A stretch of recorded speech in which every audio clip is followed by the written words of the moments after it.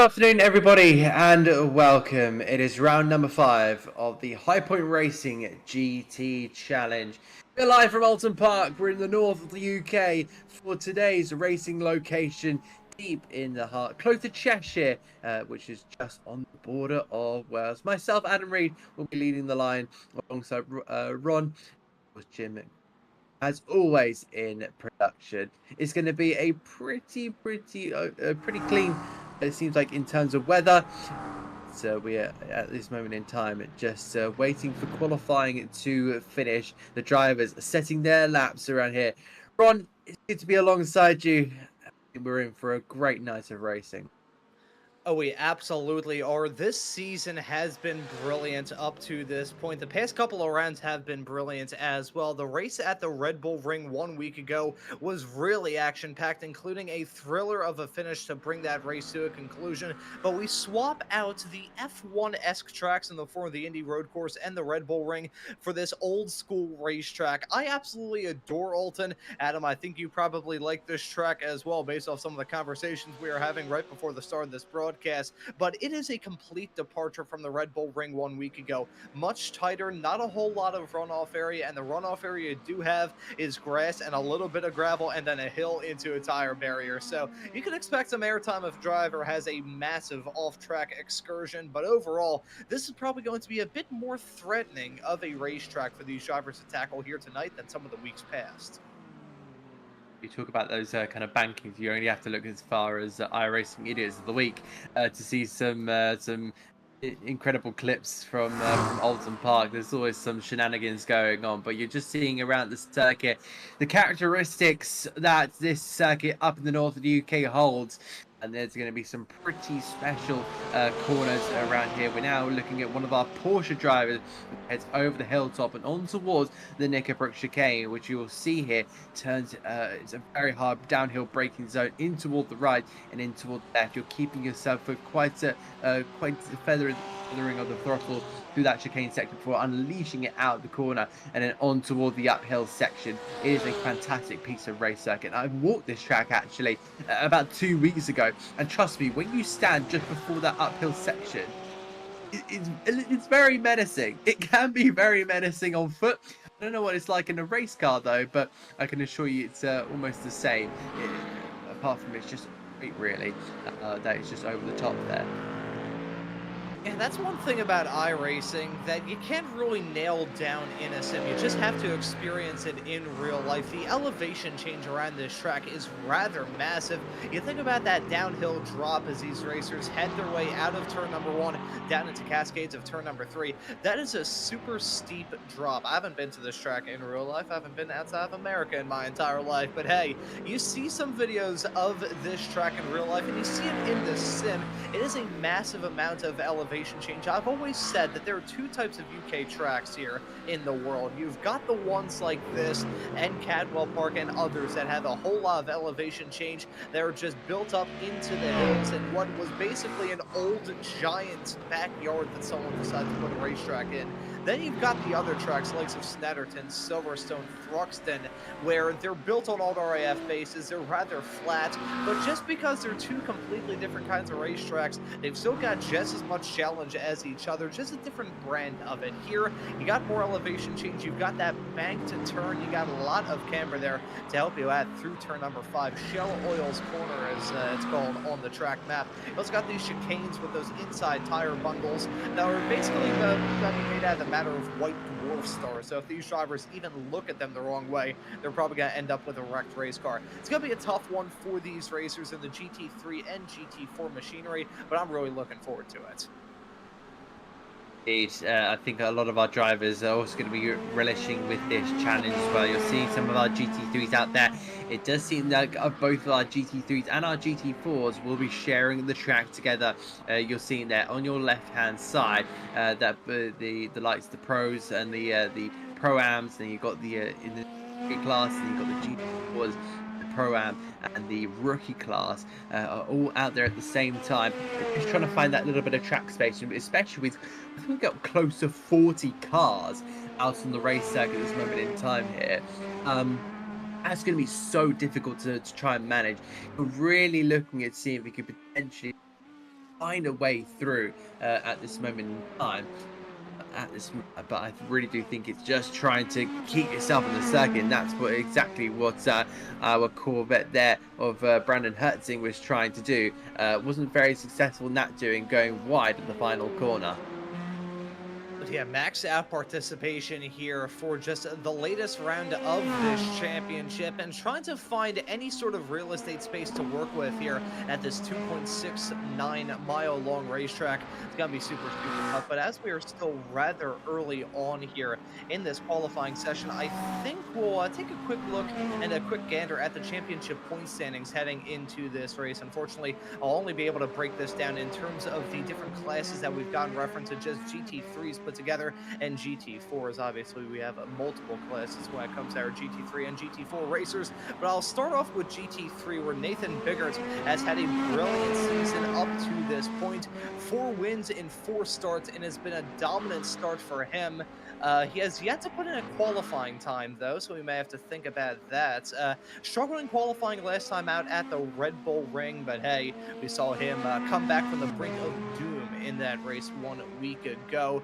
He is slotted in P1 in front of Brian Bajola in P number 2, Justin Bach in 3rd. It will be Stephen Thomas Smith classed in 4th, with Shelby Howe rounding out your top 5 in GT3. Gotta quickly touch on GT4, where Lance Campbell has been at the top of the points. He has 3 wins up to this point in the championship of the GT4s.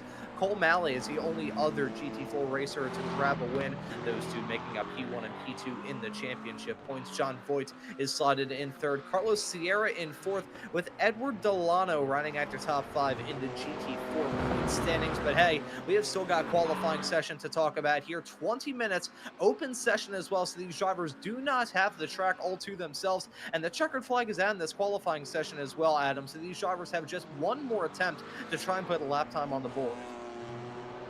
I do indeed, and it's going to become very, very critical that you manage to get those laps in. Yeah, just seeing down at the further end of the table, there's some drivers out there that have not managed to get a lap time in here. So that's going to be pretty crucial. You already see some of the cars there just making their way through the roller coaster section of this track. So undulating on the run there towards the final corner. We're having a look. Oh, the BMW that has gone around, and that's be I'm not entirely sure from what we can see here, but it looks like it just seemed like David Steiner, who was on a really, really good lap there, but the bridge went round on him, and that seems to be the end of a qualifying. We've got 2 laps still remaining. Brian Scott will be coming over the line. We have a look at the helicopter camera shot, and the McLaren has gone round as well. The McLaren of Brian Scott has also gone round here. Kenneth Clottin will go through. He's only going to stay 11. It is going to now be the McLaren of Lakenshire who will be at the top of the standard with a 132.793. That will see the Canadian take top honours here in qualifying. A fantastic end for his show. But it will be David Steiner who will be unfortunately on the second row in that BMW. The Australian was hoping for a little bit more in those final stages, but pushing a little bit too much around that final corner of Lodge's corner, and unfortunately just the rear just went round on him. He will still start though with a clean space in front of it. I'm actually looking at the practice times from David Steiner, a little bit slower than his practice time, so probably a little bit disappointed about that. But Nathan Biggert, he's got started well farther back, did not actually set a qualifying time at all, did your GT3 points leader, so he's going to start well farther back. But Adam, we got a starting grid to take a look at here. Lakenshire will be on pole position in that McLaren with David Steiner alongside him. Ryan Boyce Jolly will be there in 3rd place. Alongside him, Scott Petro with Jed Cotterman. Justin Bock will be line up in P. Ryan Scott there in P7. David Gallant, the Canadian, will be starting in P8 alongside with Michael Caffery in P9. Jared McKee rounds out the 5th row of the grid. Onto the 6th row we go with Kenneth Clodden, of course, and then we've got Brandon there in P12. Tristan Richard in P13 with Todd Beyer in 14th, and then it looks like one of our the driver's not quite loaded in there properly. Michael Smith 16th, Anthony Crownover, and Swan in P18. Nathan Biggett, of course, not managing to get a lap time in his. I think he'll manage to get a lap time in the very latter stages, so he'll be starting down in 90 with Michael Osia, and then Daniel Pino, the Chilean, in 21st, and Chris Melton in Tito Bonilla starting in 23rd. Alongside him, Lance Campbell, the Canadian, starting on pole position with the GT4 Class. So pretty good in that one. That 15th place driver is Tyler Richard as well. Moving on further on down at the grid, we find Trevor Thompson in 25th. Alongside him, Ryan Skurlik, followed by Cole Malley and Daniel Dans. Then we find James Langevin, Christopher Coy in the 30th, Carlos Sierra 31st, with Edward Delano, Ella Hammond in 33rd, Sean Patchin 34th, leading 36th. There we find the rookie of Braden Deeney. Move on further down to round out this grid. Boone and then Ray Crivello. Speed down here, Halloran and Gerardo Camolila, the Mexican driver, and they're rounding off the grid. It's going to be a fantastic race here, ready to get round 5 of High Point Racing GT Challenge underway. Our GT drivers towards the line. Ron, take us away here. Yeah, the green flag's out, and the drivers are on their way as they head their way down the start-finish straightaway off into turn number 1. Looks like a pretty even keel start for both of our front row sitters. Gotta try and figure out who is the top one. It's Lakin Shaw still trying to fight off the challenge from the Aussie of David Steiner. They finally single file out as they head their way down into turn number 2. Thought Steiner was maybe gonna look at a dive into the downhill left-hander in turn number 3, but he keeps it going in P2. Looking at the rest of these racers, finally single file out their way, heading their way down the island straightaway off into turn number 4. That kink very hard on the opening lap of a race like this with cold tires. These drivers really have to walk around on eggshells at the start of this race as they head their way through turn at number 5. Right at the start, Lakin Shaw leads over David Steiner in front of Ryan Bajola in P2. We'll note as well in the GT4 category, Lance Campbell has gone off to a flyer in that class as well. He leads over Ryan Serlich in P2 of the GT4s and P22 overall. Trevor Thompson rounds out your top 3 as it stands at the moment in GT4. They head their way off through the first chicane of this lap. Everybody has gone off to a very clean start in this 1 hour long race. I say that knowing fully well that I probably just jinxed it, and we're going to see a driver strike the moon in about 5 seconds time. That was a very interesting. You've weathered that there, but it does seem like our drivers are trying to make their way and just find any form of rhythm that they possibly can. They head their way out of the Knickerbocker chicane and on towards Clay Hill and the Water Tower. Up the top of the hill they will head. These GT4s, again, like the GT3s, are still trying to get into a rhythm, of course, a lot slower pace, and it's going to be interesting once the GT3s do come up upon the GT4 category, because of course it's a very narrow circuit to head their way down towards a very bumpy downhill section of Cascades, and it looks like Steiner is now starting to clamber onto that clear of shore. And I wonder if he's going to now just start to appear in his rear view mirrors, which is exactly what he's done. We'll turn our way in towards Shell Oil's corner, very late on the brakes, using all the banking possible, getting that car rotated under his own efforts, and then he'll head in toward the British chicane where he'll try and look for a run over the hilltop, and that is very close. You can smell the exhaust fumes of that McLaren 710 TS3. As they head their way off through the chicanes, there is no good way to attack these chicanes in cars like this. You just basically have to go through and keep your fingers crossed that you don't end up hitting your competitors or hitting one of the barriers around there. Thankfully, they've kept it through clean for the first 4 runs through those 2 chicanes. We'll note as well, I think there's been a little bit of drama a little bit farther in the back involving Daniel Nans. We can see him in that BMW heading his way down into turn number 5. I believe that is Cole Malmy right in front. Contact being made down into the turn. It looked like a bit of an opportunistic dive from the 95 on the 20 and tries to get that car back up and rolling, going to lose out on some more spots as he has his way out there through 6 into that chicane right there, losing out on some time as there was some more drama involving Todd Beer heading off through the roller coaster right towards the end of the lap. Oh dear, and he's almost taken backwards. Oh, big accident as well there. So just held his brake, which is normally what you want to do in an accident, but that has DNF'd a McLaren as well. So we'll have to see who that is as well. There's a Porsche involved in that one, and it seems to be Jet Cotterman. Oh, unfortunate in that one. That's like I'm being told in my ears, the lead admin. Oh, big clutter. Big clobber of the rear there.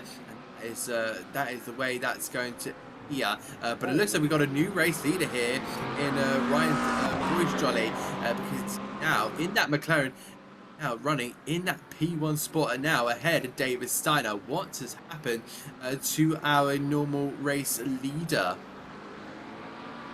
I'm trying to figure out what in the world happened to Shaw. He's dropped down like a rock. He's not even inside the top 8 in GT3 Pro. No, look back. Lakin Shaw is all the way down in P17. We're going to take a look in a moment to see what happened to the 888 car heading his way. I believe this is down into the final real turn around the track through here. Loses on corner exit. That track just falls away from you there, Adam, and he loses grip in the process. Lakin Shaw, you're at 1 point race leader now behind all of the GT3s, and even behind Lance Campbell, who's still leading GT4. Yeah, it looks like that's super unfortunate there for Lake Shaw. It seems like that final corner of Lodge does seem to be catching a lot of drivers out. I'm not entirely sure if it's the way the kind of the elevation of the corner. We'll have a look. Just keep on tabs here with Lance Campbell, because you can see it's very, very bumpy in towards the braking zone. Get the car rotated and you're back on the power as you go over a lip. You go back down the hill before rising up a hill once again. So I think it's maybe the car potentially reacting badly to the way it's all the elevation as well, just trying to put the power down, and when you put too much down on the rear tire, they'll just spin up and react negatively to the elevation and the way the track moves. So that's really catching a lot of our drivers out that may have not driven Oulton Park usually, but it can happen in these quite high powered cars. Yeah, there are many pitfalls that are going to be befalling these racers in this race here this evening, and the drama has still been going on. So we're going to jump to a replay of Cole Malmy and look at him in live time as he heads his way down into the turn. That, I believe, is the live camera feed from him, so a little bit skewed of what we're actually seeing in this replay here. But there's a moment from Malley as he headed his way off through turn number 3. A simple off-track excursion, nothing major through there, and keeps it rolling in a straight line through turn number 4. I would say of all the sections of this racetrack where an off-track moment will probably cause you to cry the most, for lack of a better term, I would say heading through the kink of turn number 4 is definitely up at the top of the list. If you go off through there, there is one way that ends, and it is disastrous. Indeed, you're talking about the entry on towards Shell Oil Bend. I can tell you that is a very, very difficult corner. When I was covering club racing a couple of weeks ago, there was no accidents through there when I was here, but just going through that corner, but it just seemed like, yeah, that is a tyre barrier that usually ends up. Meanwhile, Nathan Biggert in the Ford Mustang has been absolutely flying up the field here. He has gone from right toward the back of the grid in the GT3 category, and he is now on his way into the top 10, into the top 5 here in the GT3 class. He's really running at a solitary pace, but I wonder if that is going to be where he could end up close to the end of the race. Having a look at the big gap he's got to try and close down it between Steiner and Bock. How is he going to approach that? And what is the pace of the Ford Mustang? Well, it's looking pretty strong. It's the low 34s for him at the moment, so there's no reason why he can't put himself on a podium spot here, Ron. And, you know, as we continue to follow this driver of that 01 Mustang heading his way down into the final turn, I was looking at his lap times, and as of recent, he has been saying barn burners solidly inside of the 134s, 134.2, 134.4, and a 133.0 last time by. So Nathan Biggert is really shifting in that Mustang. This is a driver who is absolutely on a mission. Now, in the process of looking at those lap times, I decided to hit the books, do a little bit of investigative journalism, and by that I mean I just looked at the InSim iRacing chat, and I saw one message, 2 words from Nathan Biggert: challenge accepted. I'm not sure exactly what caused him to type that, but I would be terrified if I was one of his competitors looking at a message like that from a driver who's just been unstoppable force thus far this season. As here we go, we may see a move from him heading down into the chicane. That's actually a McLaren lap car involved on that as well.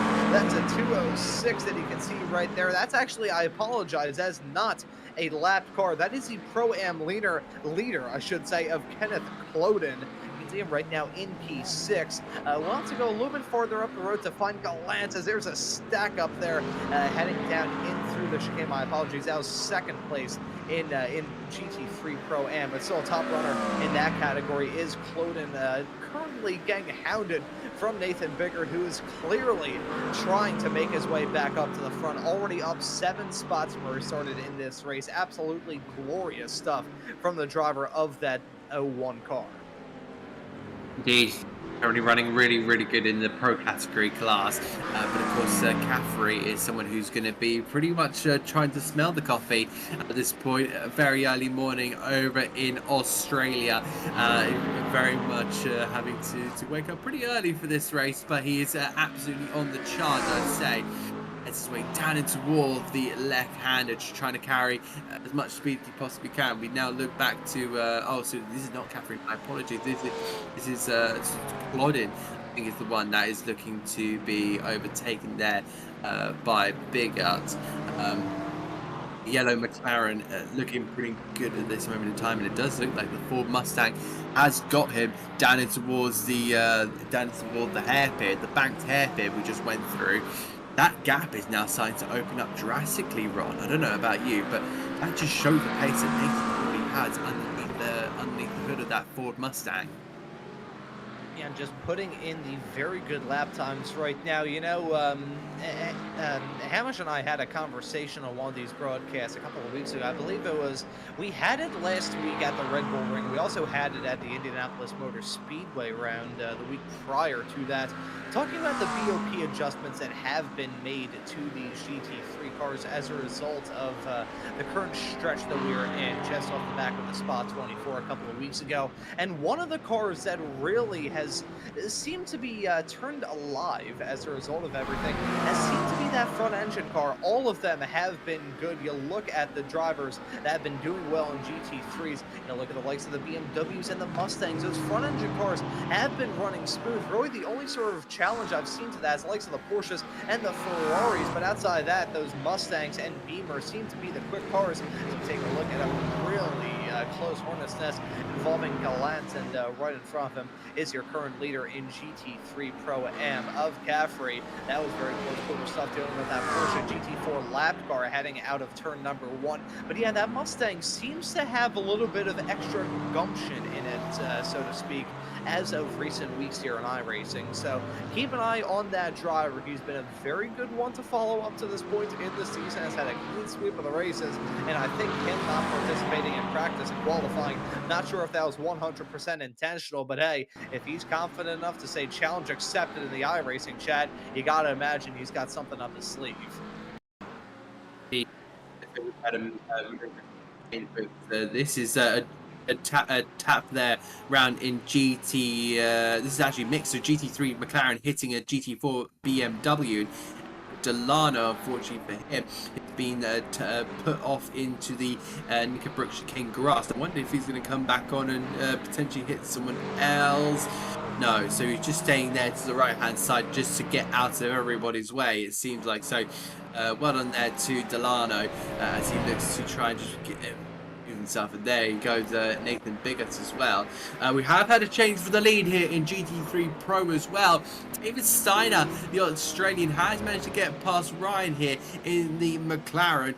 That is a mistake there from the McLaren 720 GT3. Because look at the gap there. That's 4.5 seconds. And right, I've just been told in my ear he was involved in the collision. It was I didn't quite see that one. Still trying to get used to all the names and all the liveries that are on display here at Oulton Park. But that was the reason why he has dropped into second place. An unfortunate moment there. It was a whole lot of cars covered by just about nothing. You could barely see the Mountain Dew car of Ryan Bajola involved in all that. But yeah, as a result of that moment, down into the second chicane, it has cost them the lead in GT3 Pro. David Steiner looking to grab a hold of that torch and run off into the sunset, holding on now to a 4.4 second gap at the moment between himself and Bajola. He has to go a little bit farther back to find Gallant in P3, but Nathan Biggert may be that P3 runner instead of Gallant here in a couple of moments time. As look at this, it's Nathan Biggert and David Gallant covered now by about 0.4 of a second as they head their way off through the mid-sector. Got that Porsche GT4 car. That's going to be a big choke point for these racers. Oh, you have to lift out of it big time there, does Nathan Biggert. Otherwise, that would have been a huge wreck as they headed their way under the bridge, coming out of Druids Corner, turn number 15, under the Warwick Bridge. That could have ended in disaster, but thankfully they keep it going in a straight line. Biggert there within striking distance now of David Gallant, and that's one of only a few, if not the only Acura really in this field. Not a very popular car. Here comes a move from Biggert down the inside into turn number 2. Got to switch to the outside now, down the hill to 3, and they touch. Ooh. Oh, Big moment there, and that looks like Nathan Biggert's round. He was very, very racy there. I was about to applaud him for his brilliant reaction time about trying to get past that GT4, but just hung it around the outside of Cascade. You're always in a very, very difficult position, a very bumpy downhill section. Just a little bit of a touch there between the two drivers, and we'll get to a replay of this as well. We're a little bit too far, but I wonder if that was Nathan just trying to turn in. Oh, it actually seems like I believe that's the Corvette. I wonder if that just kind of didn't really. That seemed like it's gone into the side of the Ford Mustang. So I think I'm gonna unfortunately have to lay the blame there down on the Corvette. That was Gallant in the Acura that had that moment. I got to imagine, I mean, the Acura, it's... I feel like it's been one of the cars that got whacked the hardest as a result of the BOP. I still have these stats up and rolling after being on the Spa 24 show for a disgusting period of time a couple of weeks ago. But that Acura got whacked over the head when it came to the BOP.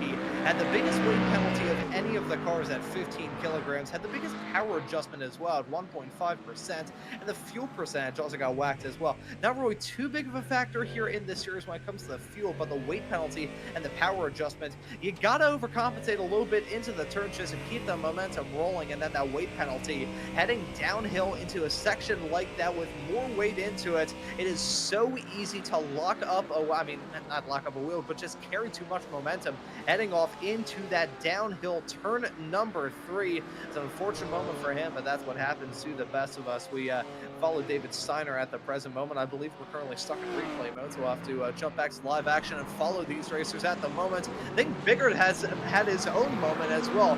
Nathan Biggert, he slowed us down some time as Gallant has been able to jump back into... Actually, no, I believe that may have been some residual damage as a result of that moment earlier. I apologize. Right as I was talking about that Acura, I got lost up of who's the one that got the short end of the stick in that drama into 3.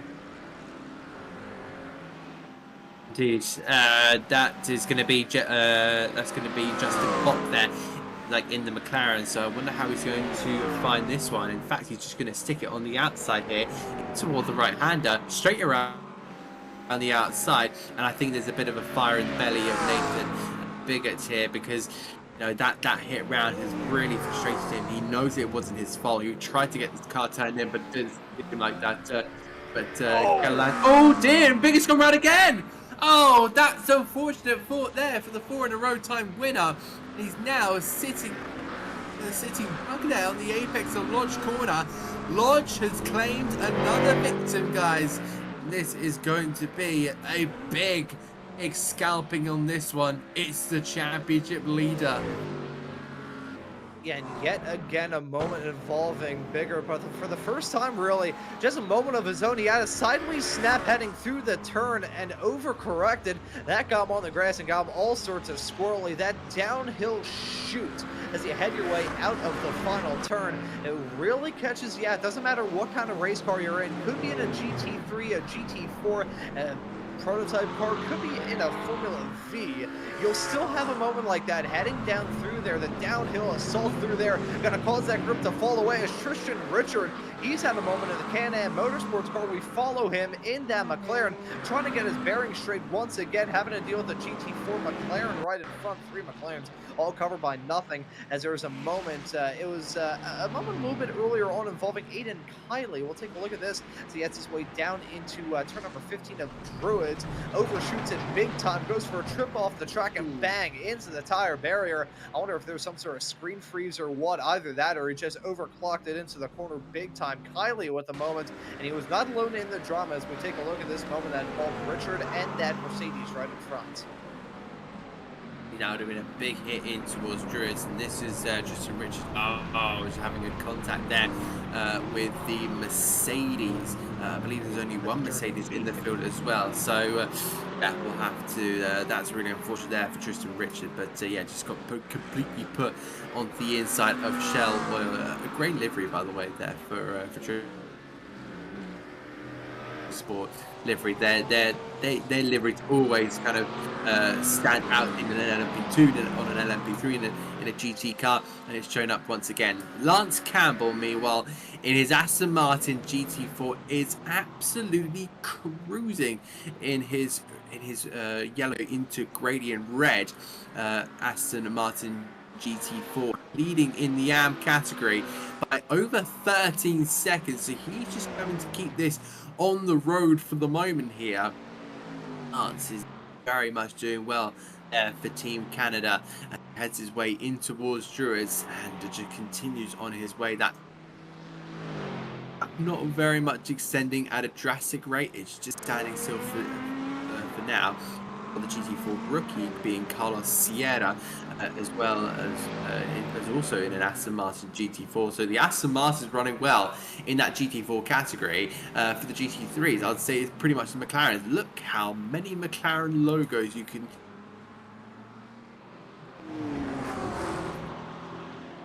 Yeah, the only McLaren, the only car that isn't a McLaren really in most of the GT3s is your current overall race leader, David Steiner. He's got some traffic though. Look at that Mercedes right in front, that McLaren right behind. As a result of some of this drama involving traffic, that's Ryan Bajola right behind him. So now we have a battle yet again in GT3 Pro. Bajola catching up to the back of Steiner, and with some more traffic a little bit farther up the road. That I believe is a GT3 Porsche.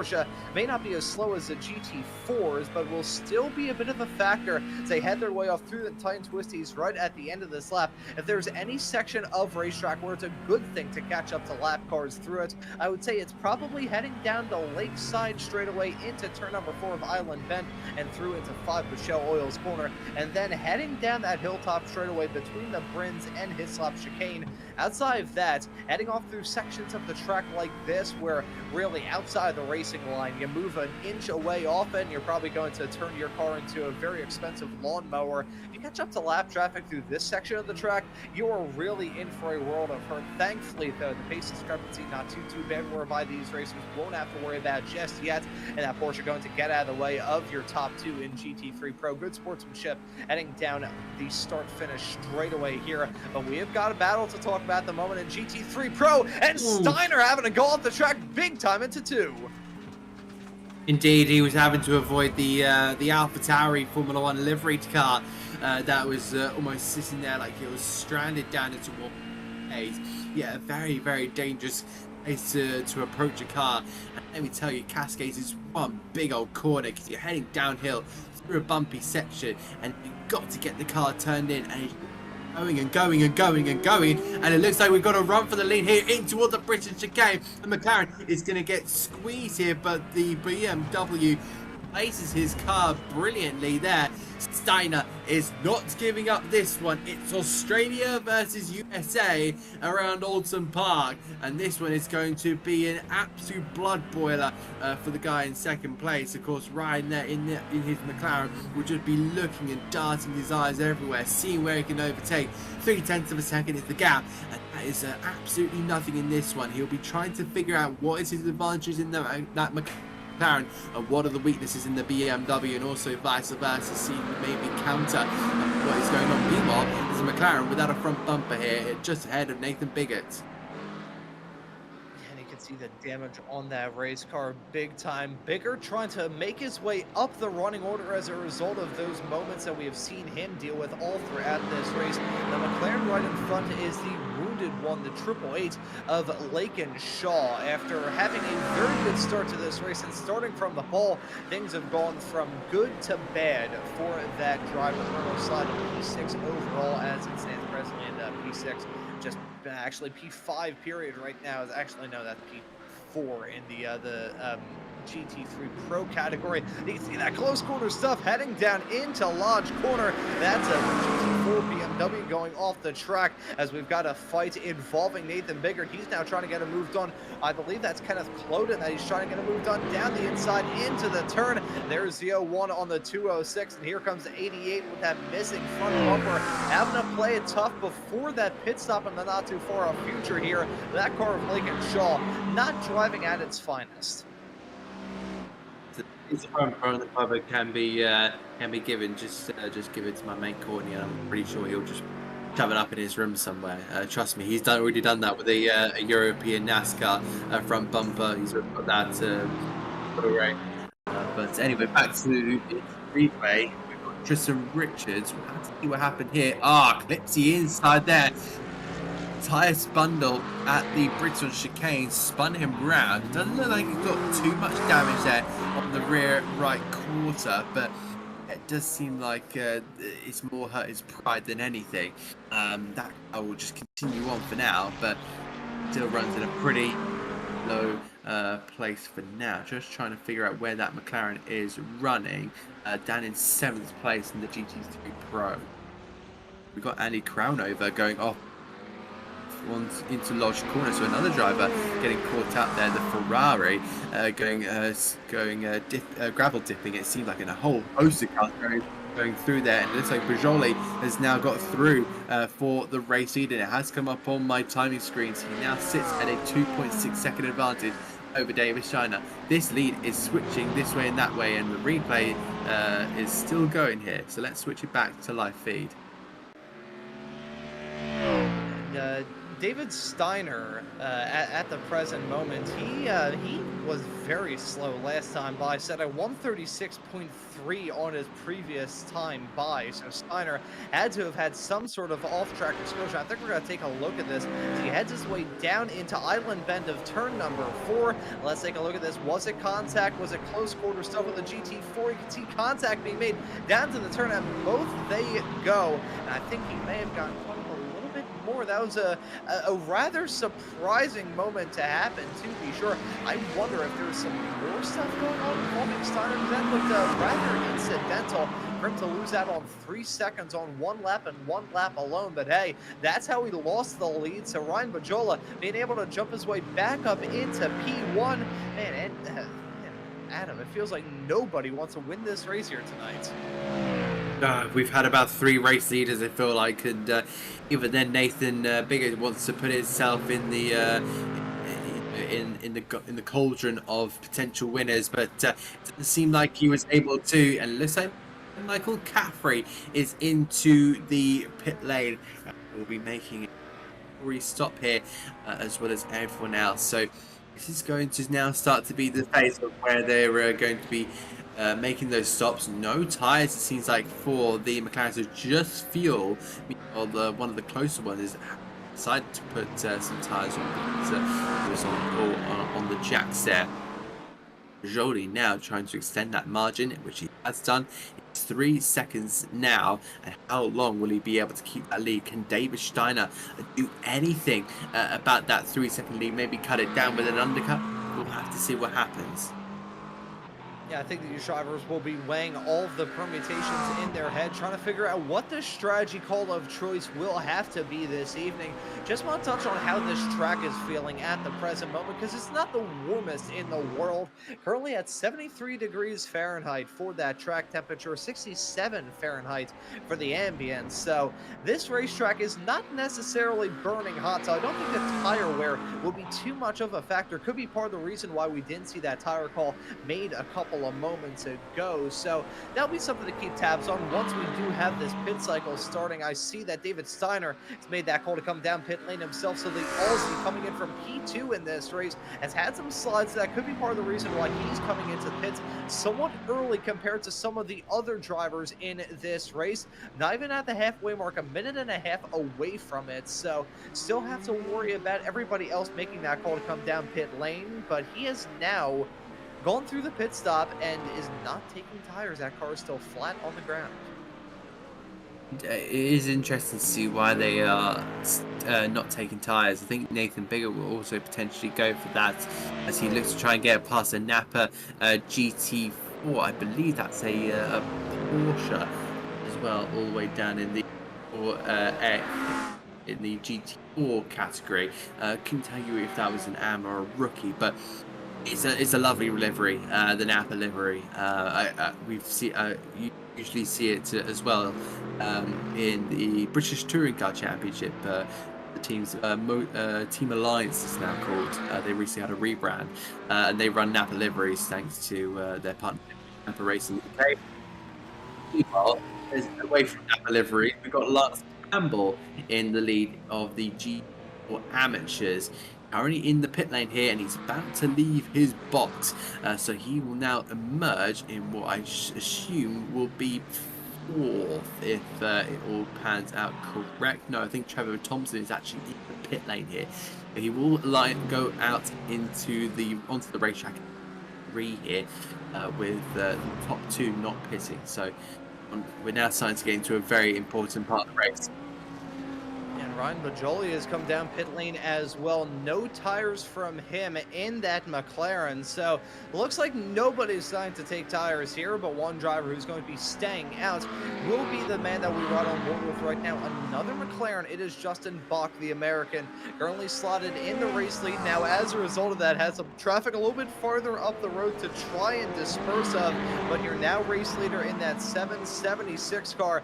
We commend him for having his camera on as well. Get to see the body language in real time. Nathan Biggert has now made that call to come down pit lane. He is up 8 spots in class and 15 spots overall, but that will go down as he is down in pit lane, but not up on the jack. So it seems like nobody taking tires here, and it goes back to that point that I raised, talking about the somewhat low track temperatures. They still remain the same. They've actually gone up by 1 degree Fahrenheit. So they're now looking at 74 degrees Fahrenheit. That's about 23 degrees Celsius. And to any scientists tuning into this broadcast, that'd be roughly 296 degrees Kelvin. Yeah, we'll have to see how that all pans out. Christopher Coy in the GT4 rookies, it seems like, of course, the All-American GT4 rookie class as well, and that fantastic livery that is running. Unfortunately, I think some of the text has been is not quite right there. If we have a look at the front, oh, poor Chris, you had a great livery going, but it just hasn't quite worked. He needs to re-edit that for his sake. We'll have to use a mirror. We have to use a mirror. In Jim in my ear saying we need to know what it says, but yeah, we'll have to use a mirror. I'll see if I can maybe pull up something.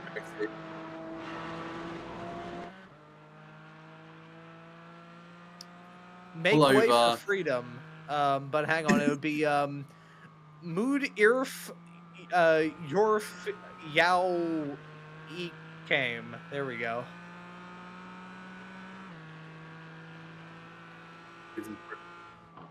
Yeah, that's a great livery. An attempt was made on the text. There was an attempt, but the texts need to be re-edited. I can't wait for Chris to watch back at this and say, why are they talking about my text? You know, I have absolutely no room to judge when it comes to brain farts like that.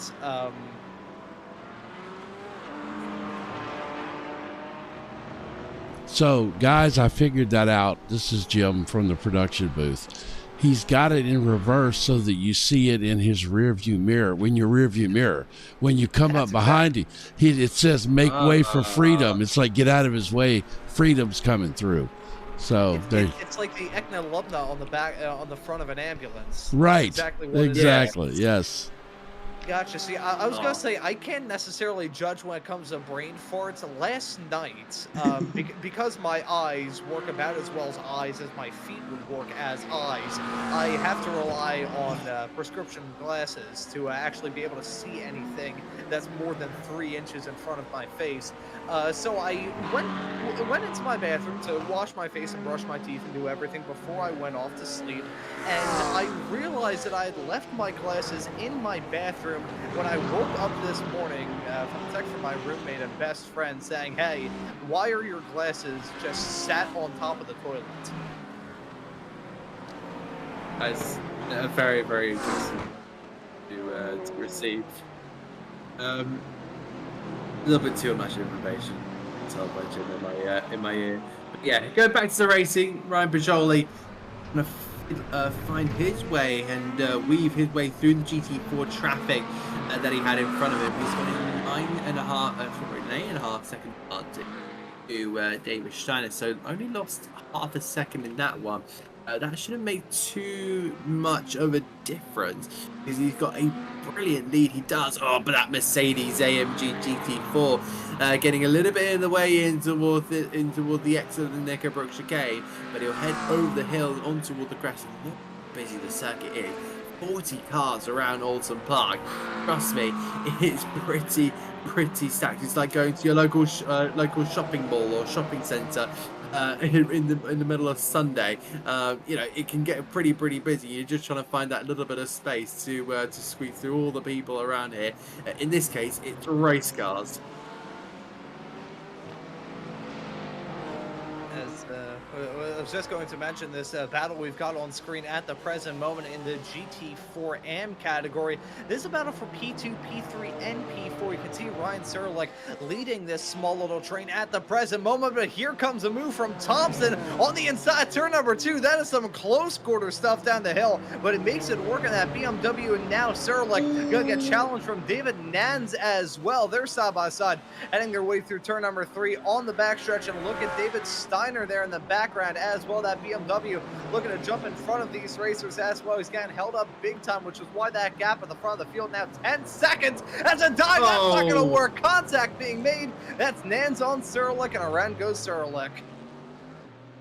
Oh dear, that's not the best move there from the Bilstein livery BMW M4 GT4. Yeah, just too aggressive. He knew there was a GT3 behind him, saw there was a gap, but yeah, in the end that didn't work. Will probably be given a post-race penalty for that one. Meanwhile, Thompson is out there in his BMW, and he's now got a 3-second advantage after all that calamity in that part. This one, yeah, you can see there Daniel Naz just running out there in the Jimmy Broadbent inspired Bilstein livery, the one that was ran at the Nürburgring 24 hours. Meanwhile, Carlos Sierra still leading out in front here. Got a great gap to Christopher Coy here. Aston Martin leading the Porsche. It's an Aston Martin 1.3 as well with Patch in there in the P3. He's currently sitting in the pit lane, so very little chances to maybe make a second up here. Bearing in mind that Coy is pitted, and I think also Carlos Sierra has pitted as well. That's what it seems like. according to my live timing here. But we're now starting to head into in around about 22 minutes remaining here, Roy. It's going to be a very, very interesting final few parts. Because look at the racetrack; it's still busy. Very few DNS. And we're now starting to see what the leader has to get himself into. It's now GT3s. He's now starting to approaching the Pro-Am category. So we're really starting to see what sort of muscles these drivers have to work with here in this race. We've gone over half the race squared away. These drivers know their stuff and know when they can push. And one driver that's starting to push right now is Nathan Bigger. This is a close battle. They head their way down the backstretch, and this is a battle for P4 overall and P3 of the GT3 Pro competitors. It's a fight with himself and Justin Bach, who ride on board with Bach as he heads his way through that chicane. Hounding his rear view mirror is that Mustang of Biggert, and let's see if there will be a move from him heading down into the turn. Let's look at this as they head their way into Druid's corner. Not close enough is Bigger, but a little bit of a snap through the turn for Bach. Gonna give Bigger the opportunity to be side by side under the work bridge into Lodge Corner. Here comes the dive, here comes the move. Is it successful? Survey says it is. There we go. Nathan Bigger jumping his way up into P3 GT3 Pro. Great stuff there in that little tussle there, but Bigger, he's now found himself in a podium spot. I wonder how he can go, because he's still got that fire in his belly, and you really do think to yourself, Ron, how far could Nathan go without those two mistakes that he made? As he takes a little bit of off-roading there on the exit of Cascades. Nothing new to my vision comparing to what I saw 2 weeks ago, but you know, he is sitting, what is that now, almost half a minute behind the race leader. You know, where could he have been without those two mistakes? Yeah, you really gotta wonder. I mean, looking at the stats that we have at the present moment, best lap a 131.9. That is absolutely insane. He is just a man on a mission here in this race. That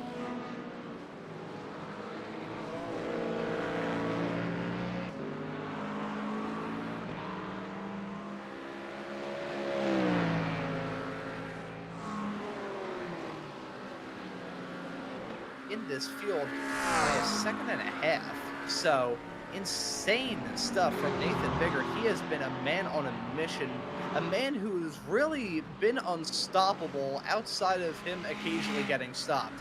If he didn't have those moments, either the contact down into turn number 5 or the spin coming out of the last corner, I would not be shocked at all if Nathan Bigger was, I don't think he'd be battling for the win, but at the same time, you never really know, because with that mistakes having never happened, he probably would have been a little bit quicker to the mid-sector of this race. So I think Nathan Biggert would have been in a surefire spot to get 5 in a row had that drama earlier on not taken place.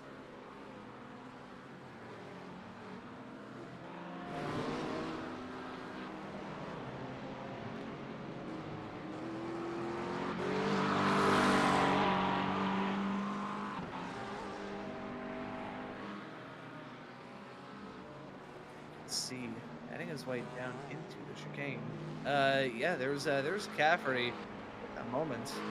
Through turn number, that is heading his way through Knickerbrook, through turn number 12. One of the best corner names in the entire world of motorsports as far as I'm concerned, but he's holding on to that lead in GT3 Pro-Am right now as a, I'm not really sure the best way I could describe it. I would say comfortable gap for Michael Cafferty at the present moment.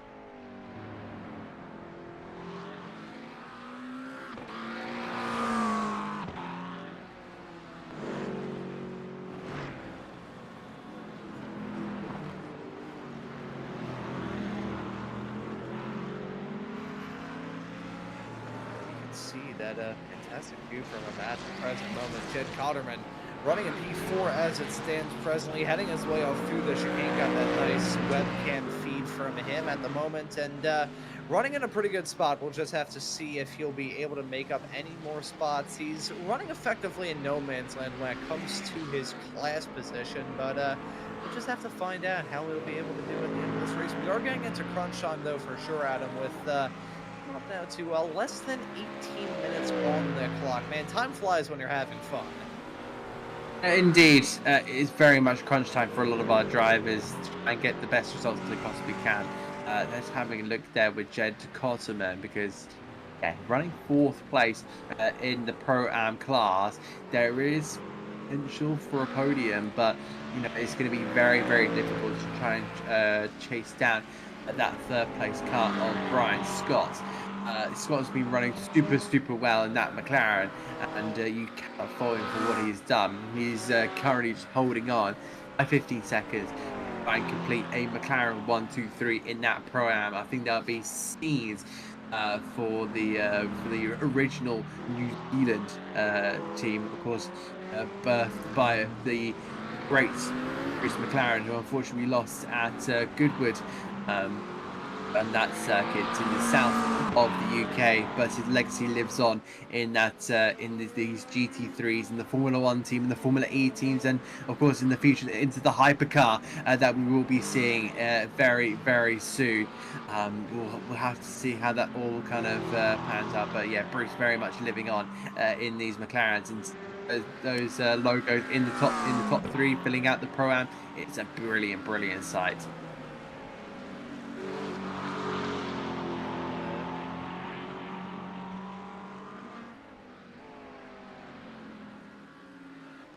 And hearing as well from Jim in the production truck about how Bruce McLaren was a part of the Ford GT team that was able to conquer Ferrari back in the day at Le Mans. So Bruce McLaren, an absolute legend in the world of motorsports. The Kiwi just forging a legacy of his own in the world of motorsports long after he's gone. But that was nearly a McLaren meeting a very sour end down into turn number 1 as Ryan Bajoli had that dive on that Mercedes GT4 car right up in front of him. That's one thing that I've raised 2 weeks in a row right now. That was Brian Scott we're hearing as well. So that could have been very, very close with Scott's running P3 at the moment in GT3 Pro-Am. My apologies for that there. But you go back to the point that I've raised a couple of weeks in a row now, talking about the game of lap traffic chicken that these racers have to play. One GT3 car goes for a slightly audacious move in a GT4 that just snowballs from there. One driver pushes the limit, then another, then another, then another, and then you're going to see a GT3 car go flying. Yeah, I do also want to mention as well, Nathan Biggett has just set the fastest lap of the race at 1:32.768. David Steiner was a whole slower compared to Nathan Biggett as well. 7.5 seconds separate those two drivers. Nathan here is on for a 2nd place, but he has got to be in clean air, and which he has done, because that has completely been dropped now down to 6.6 momentarily. Let's keep an eye here on the Ford Mustang as he attacks the Britton chicane and tries to get the exit now down in towards the uphill section, and he'll carry this momentum on. You're already seeing on the track map how busy this circuit is, and also you're seeing all the different colors as well. So you're seeing that number 2 just heading in towards Lodge Corner very, very soon. Yep, that is David Steiner. That is the gap that Nathan Biggett right here is looking to try and close on, and he heads his way in towards the right-hander of Druitt, and just has to try and carry that momentum all the way around. Ron, we're in a really dicey spot in terms of this race, because there's still plenty more up for grabs for these drivers. It's just have the time remaining to complete their best race position. I will say, and this is honest, this is probably the most dangerous section of the race for these drivers. When you get into this part of the race where that checkered flag is off into the distance, you start getting a little bit sloppier when it comes to your driving. You start having those mistakes begin to pile up. When you see that end off into the distance, it doesn't make you want to push too much anymore. You never be like, okay, here we go. We're coming right towards the end. Let me give it 100%. I'm gonna like focus all of my attention right on the last 15 minutes. You will see these racers push that limit a little bit more, but at the same time, these racers are a little bit fatigued. They've been in these cars for quite some time in this race. They've only had one small little moment of reprieve, and that was the pit stops. But outside of that, these racers are tired. They're seeing that end of the race come up, and they're thinking, you know what? Just want to be there at the end. But this is the section where those mistakes can begin to pile up. I'm just keeping my fingers crossed and we won't see too many of them. So we'll see a lap traffic encounter with Nathan Biggert. That I believe, looking at the back, I believe that was the number 13. That was I'm trying to look through, see exactly what number that car was. I'm looking through. I believe that may have been Tyler Richard, the number 11 car. He is currently second to last of the GT3 runners that are currently running almost strong-ish compared to everybody else. So that may have been him potentially in that number 11 car. It was a McLaren, and he was very slow, missing a front bumper, and that hood looked about as crumpled as a crushed soda can. And we'll have to have a look to see what Michael Caffrey has done here, because we're getting a replay of that yellow McLaren in towards Old Hall Corner. Has he gone wide? He has indeed. So no major kind of instances, but Nathan Biggert has went 0.6 of a second faster than David Steiner last time around. What has he done this time? Well, 1.3 seconds faster than the BMW driver. So he's now stuck behind this Mercedes AMG, the BWT sponsored car, all wrapped in pink here. Now really trying to just push on, see if he can just work something out here. We're already kind of seeing, but she's got to get past. See right at the bottom there, with a lot of the blue dots there. That is pretty much roughly where Nathan Biggert is at this moment in time. And I think this is going to be the hottest battle on track, because that little tussle has just entered just under 5 seconds past the McLaren. He will sweep, oh my goodness me, and takes the grass. Great stuff there from the Ford Mustang. But this is what it's all about. It's all about the American muscle and the power down the straight. Looking through, and I'm trying to run the math right now. You can see Nathan Biggert, and here's their current leader in GT3 Pro Am. That's Michael Caffrey. So that will be an interclass battle. He is the next car in front of Nathan Biggert. I was running through. Don't believe we'll see Biggert make up another spot in the GT3 Pro battle, because he would have to gain, I think he would have to work out to be about 0.8 of a second every single lap. Between now and the end of this race consistently to try and reel him in. It can be done. I mean, he has already gained about a second on this lap, but I would have to just see it with my own 2 eyes before I can 100% believe it, so to speak. Nathan Biggert very fast here in this series. That would be a bit of a hill to climb with less than 10 minutes now left to go in this race, and that's running the numbers based off a hypothesis that I have, that we have about 8 laps left to go, which I think is a bit on the generous end. But, you know, even then, I think, that was a big moment, heading their way up onto the start-finish straightaway. Huge drama as they headed their way down through there. That was a big moment. Bumping up BMW, that was Thompson. That was the battle for your final 2 podium spots in GT4 Am, and it ends in tears. Oh, indeed, and that's going to be Trevor Thompson. Trevor Thompson enters the pit lane. Oh, that's a big old whack there from the Mercedes. Yeah, you have to put full fault of the Mercedes there. Just try to pass the BMW completely, just judged, I think. Thompson whatsoever, and that we're going to get an air shot here. Yeah, so you just saw that the BMW was going right to let him pass. It was like, oh, well, there's a mess of space here, but I mean, realised he's right on the rear bumper of Thompson, and goes and sends him into the barrier. So post-race penalty looking like it's going to go to the Mercedes in that one, that being for Jared McKay. Oh, he's gone again. Yeah, he's gone again. And I think he's going to call it a day as a result of all that. He's stopped on the inside. That, or he's trying to take up a quick little spectator spot here on the inside. Very difficult to hit that car on the inside of turn number 5. Frankly, you'd have to be gunning for him to actually make contact with them. But as we saw that odd moment down into turn number 5, David Steiner is getting caught here by Michael McCaffrey. You can follow him right now. Michael Caffrey, I apologize. Michael Caffey, there we go. Third tries the charm with that name pronunciation from me. Your current leader in GT3 Pro-Am. We're starting to see a battle between these two, and although it is a difference in class, one thing I like about this series is you've got the 4 classes, but you've only got 2 different types of cars. So you do have an interclass battle at the moment. This is for P2 in this race. David Steiner holding on to it at the present moment, but if Michael Caffey, your current leader in GT3 Pro-Am, would be able to get that move done to jump his way up into P2, that would be a stormer of a result for him. So we'll just have to wait and find out whether or not we could have a swap-a-roo between those racers. I'll have to get correction about this in the production truck from Jim, but are these drivers scored based off of their overall finishing position or their class position? Oh!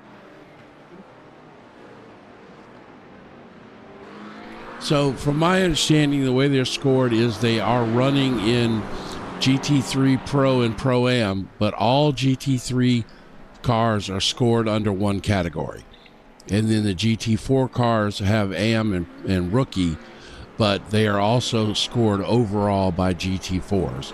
So, it would technically be a points-paying position that he would be picking up over Steiner if he passed him, even though they are in separate classes.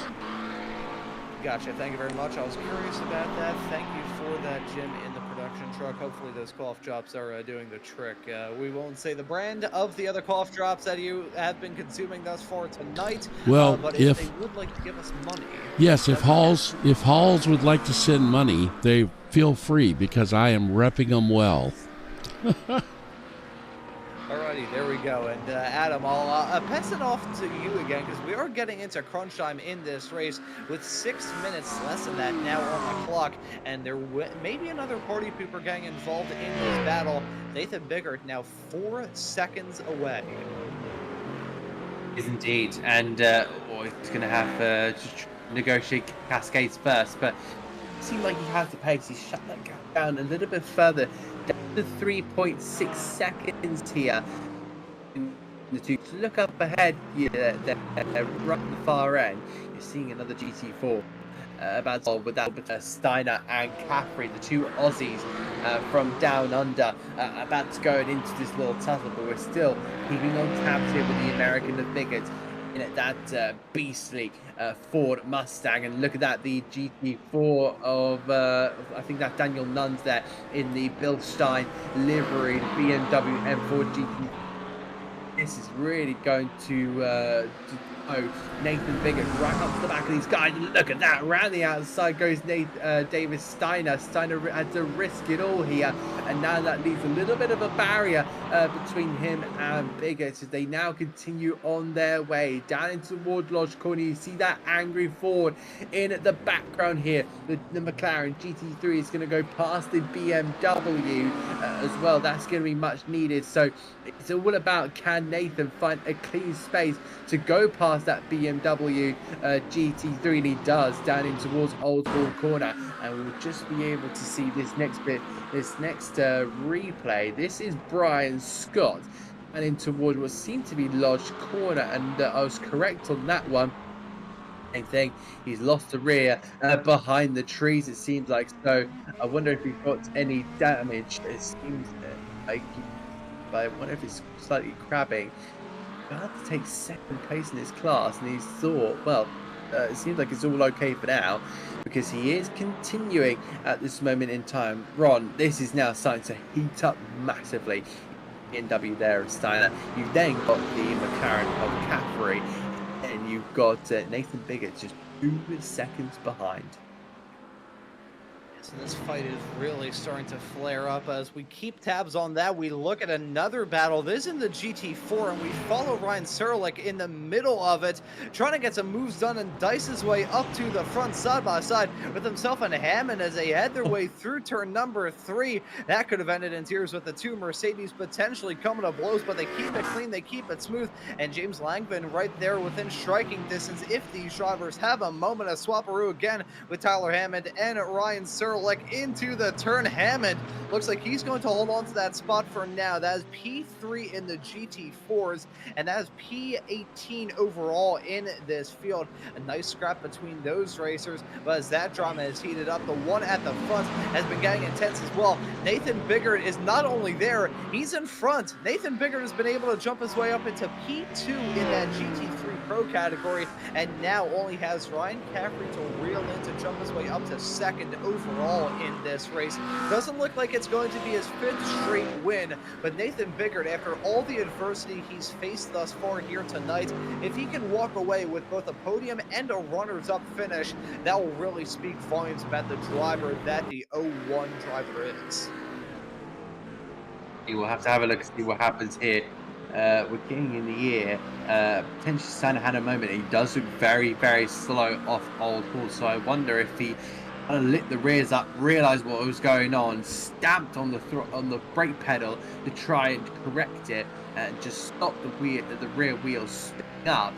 And unfortunately, that one had to hand over 2 places to both Caffrey and Steiner. Meanwhile, Caffrey is leading his class, the Pro-Am GT3 field, by over a minute. If that's not impressive, I don't know what is, because that is a mega effort by the Australian. He has really smelt the coffee and drunk it all, and that's given him the energy to go and absolutely blast this field. But he's now got a very angry Ford Mustang of Nathan Biggert in behind. We reached the final 1 minute and 15 seconds remaining.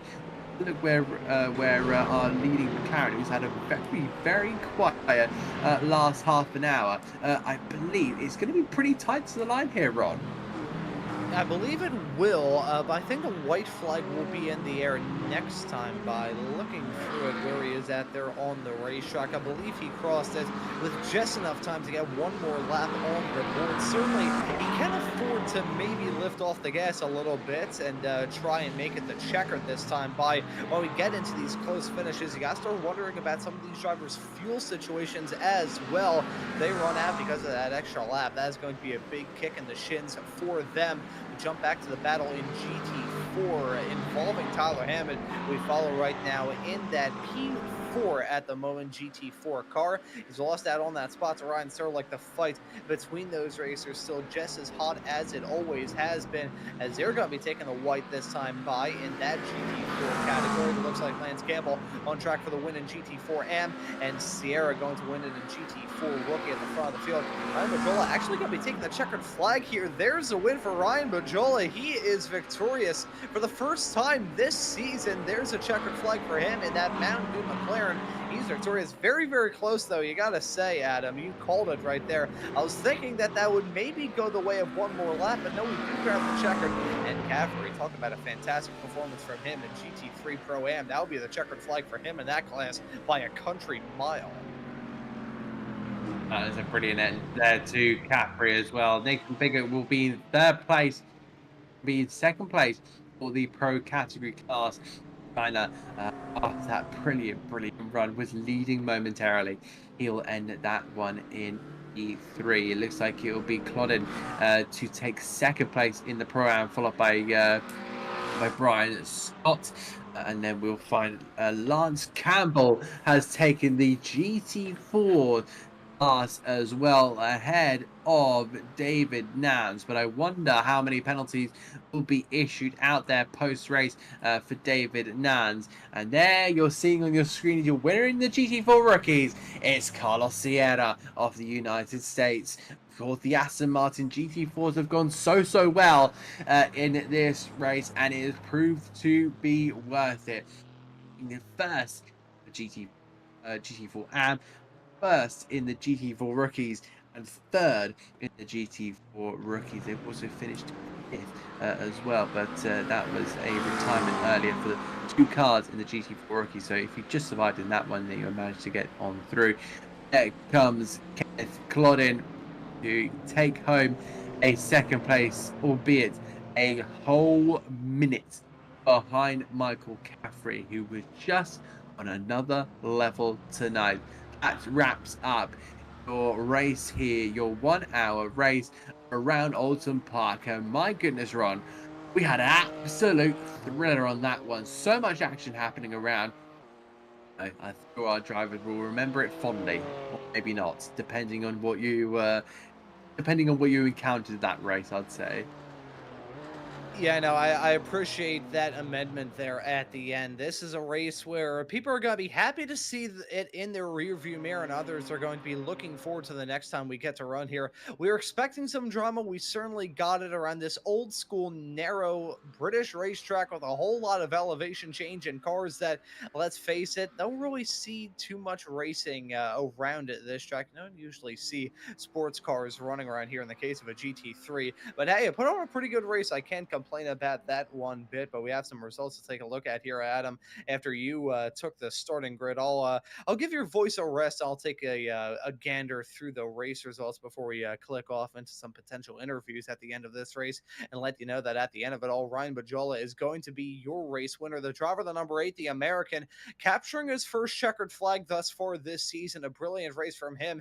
He finishes 18.5 seconds in front of Michael Caffrey, your winner in GT3 Pro-Am, and your P2 finisher overall at the end of this race. Nathan Biggert was probably about one lap away from finishing second in this race. And hey, that was a 2-hour-long race, and he didn't have those mistakes. I think Nathan Biggert may have been the force to be reckoned with, but still, after not setting a qualifying time and starting well farther back to finish P3 in this race, making a charge up 16 spots overall from the drop of the green flag through to the fall of the checkered. Brilliant stuff from him to round at your overall podium in third. It'll be David Steiner finishing in fourth, Justin Bach in fifth.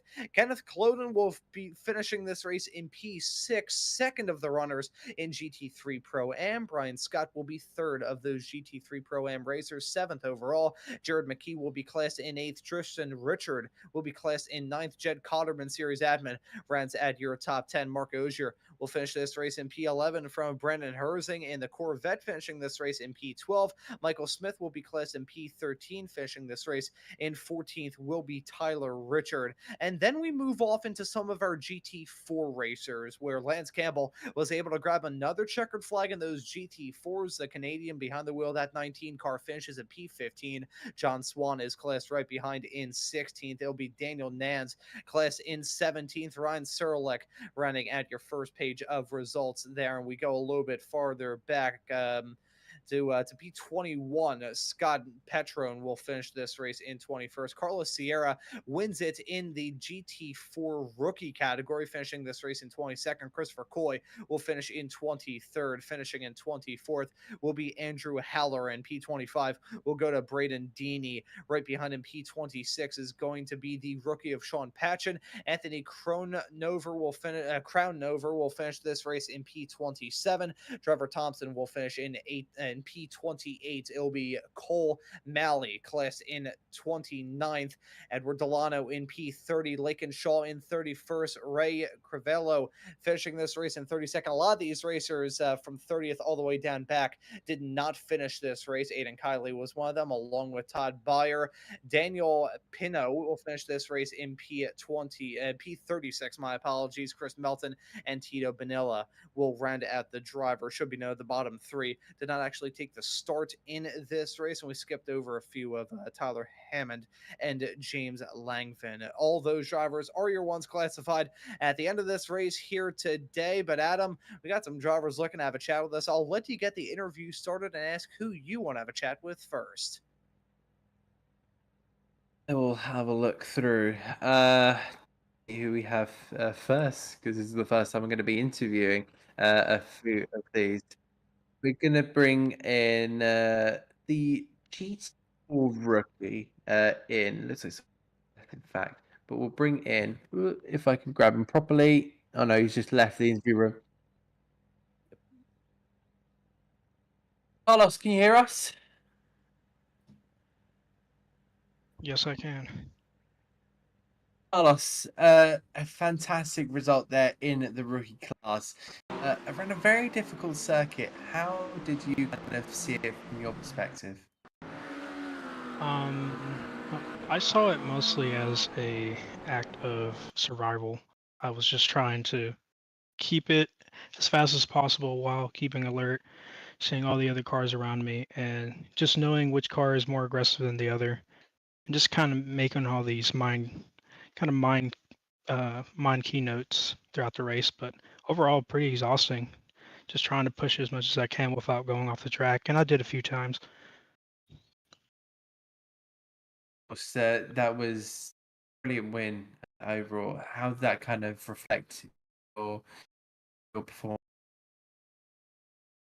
Um,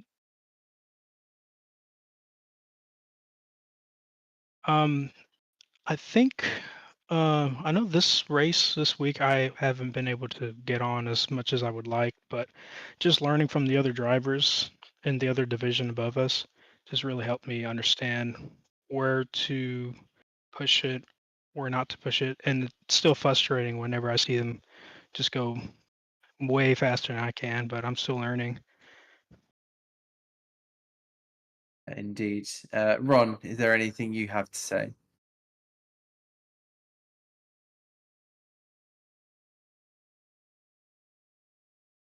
Ron is, I think Ron, Oh, I think I Ron just is realized that currently my having a mic was muted there. That is pure professionalism for me. My apologies there. Sorry if I gave both you and you and Jim in the production truck a little bit of a panic attack there. But I was just gonna say, Carlos, it's been a pretty dominant start to the season for you in the GT4 category. So I want to ask you about your thoughts as we get towards the end of the first half of the season. Um, Honestly, I've been surprised. I do know that I've been I was decent in the last season, and I would say the last season was a little bit more cutthroat, a little rougher, more bumping. But I think so far I've been pretty impressed with myself, and I've been pushing ahead. So my target is now the maybe the guy in first in the entire like GT4. So I'm just trying to push and push and hoping I get more wins here and there. But I'm not too pressed if I get second. If there's somebody new who's in rookies and they're way faster than me, that's totally fine with me. I just like to push myself. Hey man, that's a pretty good mindset to have here in a series like this, and looking forward to seeing you hit the racetrack at Interlagos in 1 week's time, Carlos. We'll let you give any thanks or shout outs before we let you go and celebrate this win. Shout out to my friends Nick, Davis, Jack, anybody who's watching. I know they're watching right now, so I'm sure they're excited to finally hear me. And there we go. Always got to shout out the friends, but there we go, Carlos. Thank you for joining us here in the broadcast booth. Congratulations on the win, and looking forward to seeing you hit the racetrack throughout the rest of the season. Thank you. And that right there was Carlos Sierra, your winner at the end of this race. And I've also been able to have a chat with Michael Caffrey, who's now joining us here in the commentary booth. Michael, it was a stormer of a drive for you here at Oulton Park. First off, good morning there down under. But how was this race here at Oulton today? Hi, how you doing? Yeah, great to be up here. Obviously, I didn't expect to get up onto the podium, but it's so good to get up here. Look, Oulton Park, man, it's a great track. It's so technical. Had a lot of fun out there. Yeah, it looks super, super fun. Looked like you were in a groove throughout a vast majority of this race as well. I want to ask you about the challenges of trying to ace this combination, because as I said when I was going over the results a couple of moments ago, don't usually see GT3 cars run here at Oulton. Yeah, look, it was pretty challenging getting around the GT. Sorry, the GT3s, it was great driving around there, but going around the GT4s on the track at the same time, yeah, it made for a lot of challenging work throughout the race. Just being patient was the key, I think, just to make sure you get clean passes and take no damage to the car at all. You know, so it's so easy. The track's so tight, especially over the back there. You need to be really careful going into some of those chicanes. A brilliant result for you here at Oulton Park today. I want to ask you about the next round of this championship, Interlagos, in 1 week's time. Going back to those F1 style racetracks, are going to have a bit more wiggle room with those lap traffic encounters. So, what are your thoughts heading to there in 1 week's time? Look, I love racing everywhere. Can't wait for the next track. Everyone on in this league, you know, they're all fast. So it's hard getting up the top. Like I only qualified ninth. You know, I just made my way back up through the track. Had a bad qualifying. So yeah, I think qualifying was pretty key here. But like you know, a couple of people had some issues. But I can't wait for Interlagos. It is a favourite track. And looking forward to seeing you hit the racetrack there in 1 week's time.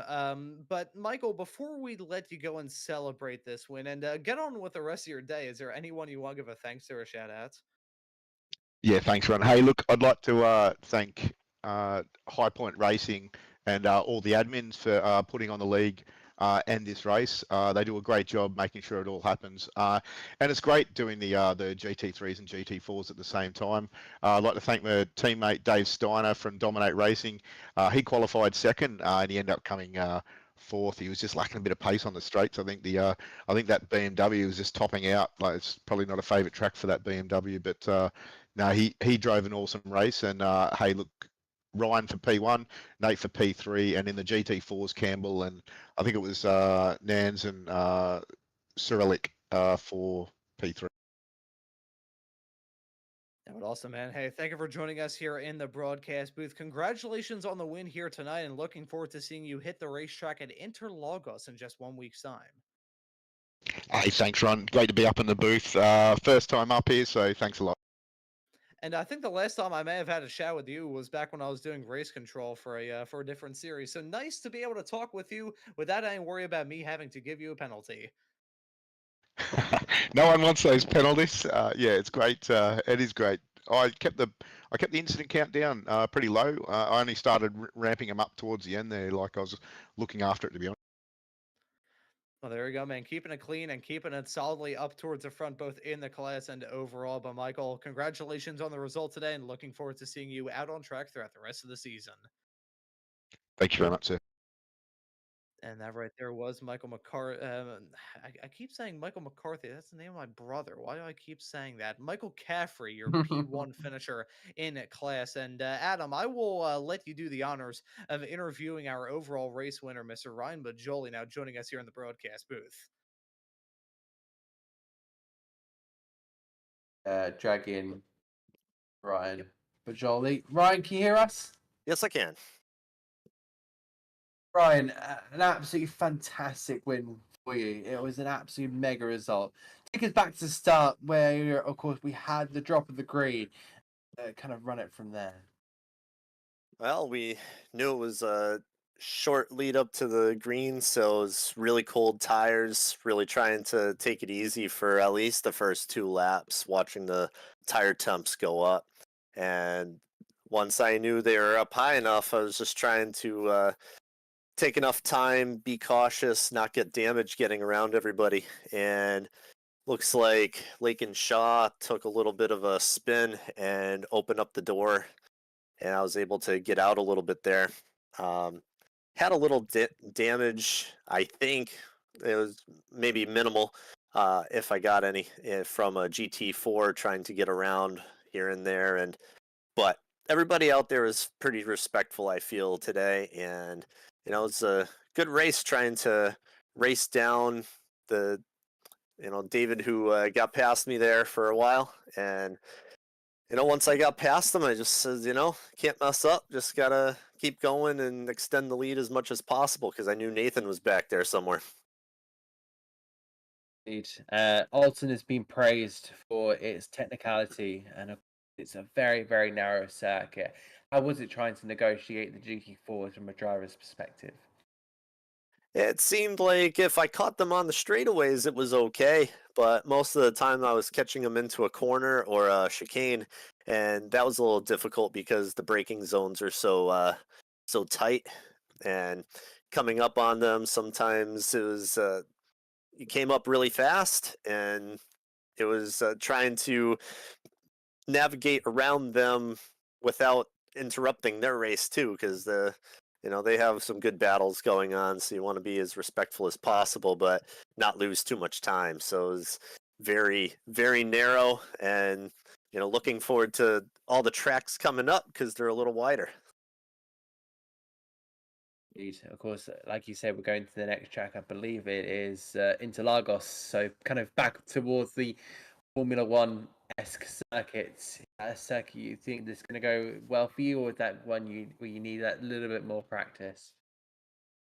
I sure hope it'll go well. I've never raced there before, so I did maybe 5 practice laps so far. So need a little more practice this week. I think things should go well, and just looking forward to it because all the guys up here in the GT3 class, they're all really running well. So I think it'll be anybody's race. Funny, before you go, if there's anyone you want to shout out, feel free.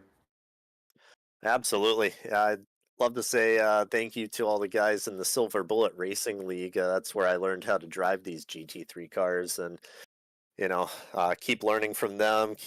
Good community, and especially over here too. Got a bunch of guys who, especially Nathan Biggert. He's been a really good competitor thus far, and really pushing me to become better. So, Scott Petrone and the 911, he's putting down some solid laps every week. Hopefully he could put together a complete race coming up, and I think he'll be a really good contender for the lead too. So I know Daytona is coming up after Interlagos, and I think everybody's going to be strong there. So Ryan, it has been an absolute pleasure to have you on the broadcast. It's been an absolute fantastic race. Go and enjoy your victory. Have a good sleep as well, because I know how late it is starting to get over in America. See you later, and all the best for the rest of the season. All right, thank you guys too, and we'll see you next week. The best. There you go. Ryan has now left the commentary box, and to wrap things up, Ron, is there anything you want to say before we head offline?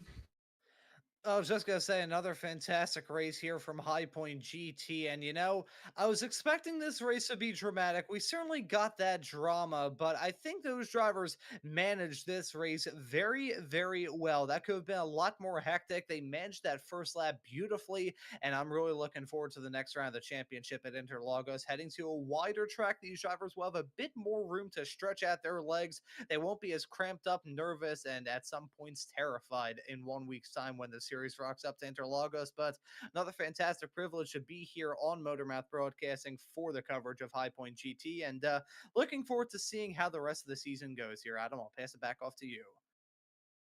Absolutely. It's going to be absolutely incredible to keep out for all these GT3s and GT4s.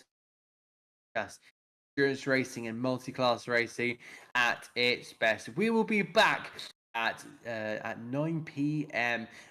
US New York time next Wednesday, I believe. Let me just double check. Yes, next Wednesday for the next round of the GT Challenge.